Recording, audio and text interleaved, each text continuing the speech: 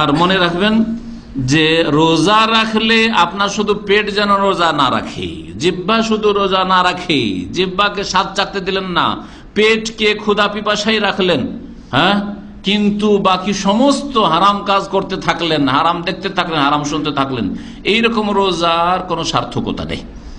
নবী করিম সাল্লাল্লাহু আলাইহি ওয়াসাল্লাম একটি হাদিস মুসনাদ আহমদে রয়েছে, আল্লামা আল-আলবানী সহিহ বলেছেন, রুব্বা সাইমিন, অনেক রোজাদার হবে, হাযযুহু মিন সিয়ামিহাল জু ওয়াল আতাশ, তার রোজা থেকে সে ভাগ পায় খিদা আর পিপাসা, আর কিছু পায় না।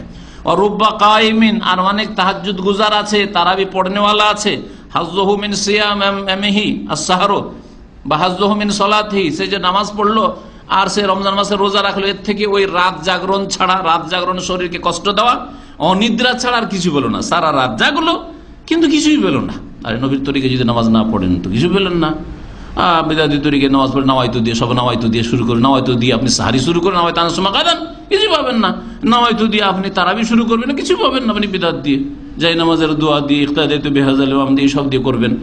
এছাড়াও যদি আকীদা আমলে শিরক থাকে তাহলে তখন কবুল হবে না।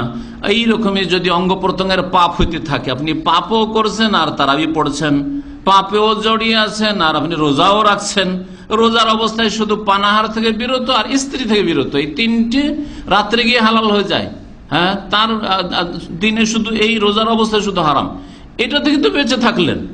এই কয়েকটা জিনিস যে রোজা ভঙ্গকারী বিষয়, এগুলো থেকে বেঁচে থাকলেন, কিন্তু গীবত, মিথ্যা কথা বলা, চুগলখড়ি করা, ঝগড়া, হ্যাঁ, ফিল্ম দেখা, আর ফেসবুকে প্রচার মাধ্যমে ঢুকে মহিলাদের ছবি দেখা, আর এর সাথে সাথে আপনার অবৈধ সম্পর্ক, হারাম খাওয়া, হ্যাঁ, হারাম কাজ করা, জিটুদি ফাঁকি দেওয়া, এরকম বহু কাজ, এগুলো যদি করতে থাকেন তাহলে এইরকম রোজা রেখে জানকে কষ্ট দেওয়া ছাড়া আর কিছু নয়।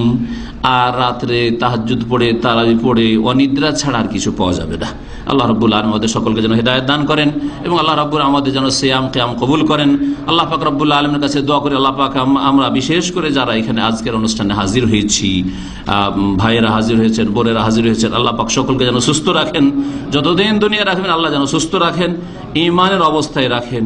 আল্লাহ রাব্বুল আমাদের শরীরকেও যেন সুস্থ রাখেন, আমাদের হৃদয়কে, কলবকে যেন সুস্থ রাখেন, শিরক বিদআত মুক্ত রাখেন, পাপ মুক্ত আল্লাহ রাব্বুল আলামিন রাখেন, বালা মুসিবত যেন মুক্ত রাখেন। আল্লাহ রাব্বুল আলামিন আমাদের সিয়াম কিয়াম সমস্ত নেক আমল যেন কবুল করেন এবং নেক আমলে বেশি বেশি অংশ নেওয়ার যেন তৌফিক দান করেন।